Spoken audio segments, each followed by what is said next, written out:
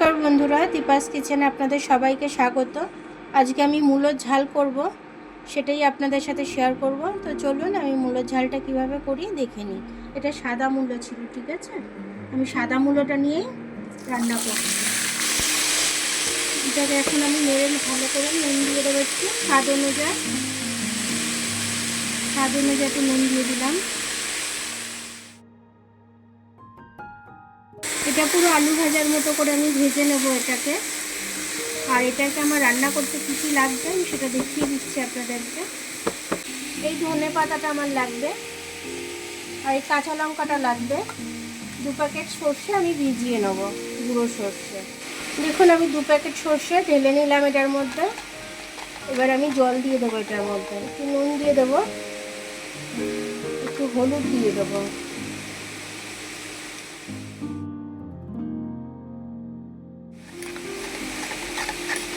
এবার এটাকে আমি চাপা দিয়ে রেখে দেবো, এর থেকে সর্ষের যে ঝাঁজটা সেটা এসে যাবে। দেখুন যখন আমি ভাজতে বসিয়েছিলাম তখন এক কড়া হয়ে গিয়েছিল। এখন দেখুন এটা ভাজতে ভাজতে একদম একটুখানি হয়ে গেছে। এবার আমি এটার মধ্যে সর্ষে আর লঙ্কা পেস্টটা দিয়ে দেবো। মিক্সিতে লঙ্কাটা বেটে রেখেছিলাম, সর্ষেটা ভিজিয়ে রেখেছিলাম, সর্ষেটা দিয়ে দিচ্ছি। যেহেতু সর্ষে আমি বেশি কষবো না এটাকে, এবার আমি এটাতে জল দিয়ে দেবো অল্প করে। ভাজতে ভাজতেই সেদ্ধ হয়ে গেছে, তারপরে তো আমি একটু জল দিলাম, আর একটু দেবো জল,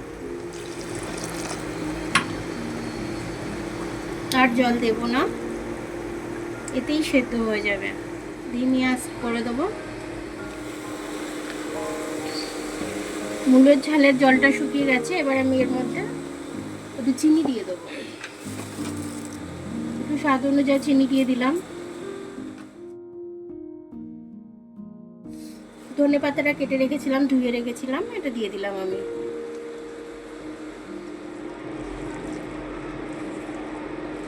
আমি নামিয়ে নিচ্ছি।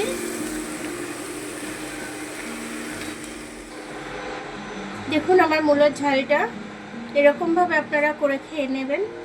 আর যারা মূলো খায় না তাদেরকেও এরকমভাবে করে দেবেন, তারাও দেখবেন এটা খেয়ে নেবে, মূলোর কোনো গন্ধই পাবে না। তো এইভাবে করে আপনারা খেয়ে কমেন্টস করে আমাকে জানাবেন যে আপনাদের কেমন লাগলো। আমার ভিডিওটা দেখার জন্য অনেক অনেক ধন্যবাদ। আমার ভিডিওটা যদি আপনাদের ভালো লাগে লাইক, সাবস্ক্রাইব, বেল আইকনটা একটু টিপে দেবেন। আর যদি ফেসবুক থেকে দেখেন লাইক আর ফলোটা একটু করে দেবেন। আবার কাল দেখা হবে নতুন রেসিপির সাথে। ততক্ষণ আপনারা ভালো থাকবেন, আমি আসছি।